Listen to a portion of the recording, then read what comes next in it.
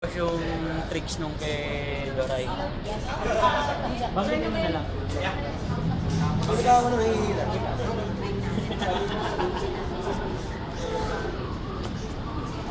Okay, sige. Tapos, yung...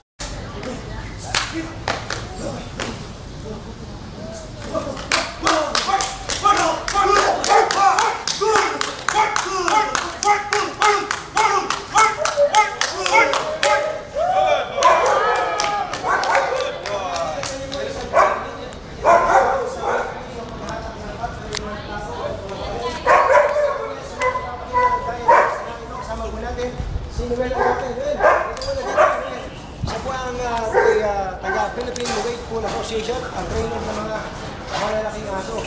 Ayun, mamahalin muna sila ng pitbull. Noel, at may tatanong lang ako sa'yo mabilis.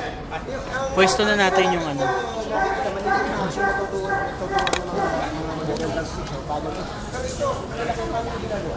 Well, ang importante kasi pag sa weight pool, yung patience ng aso.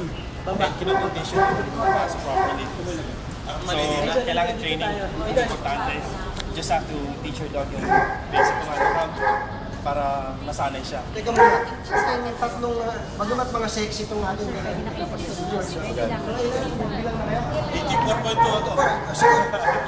siguro mga 200 kilos mga ito. Mahigit!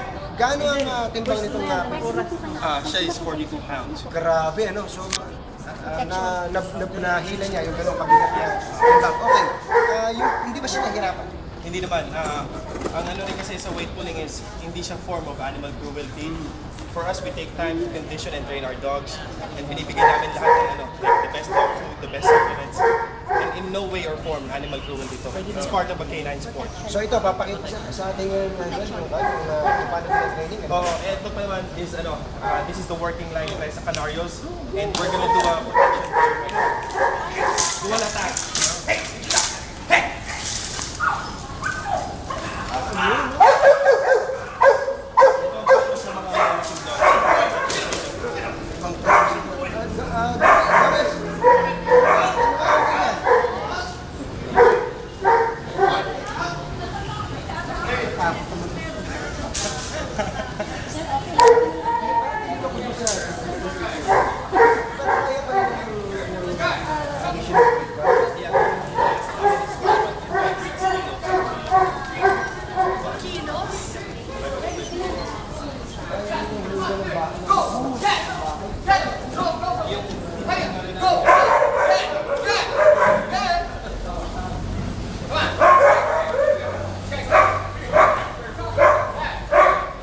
Record niya, 536 kilos sa pounds.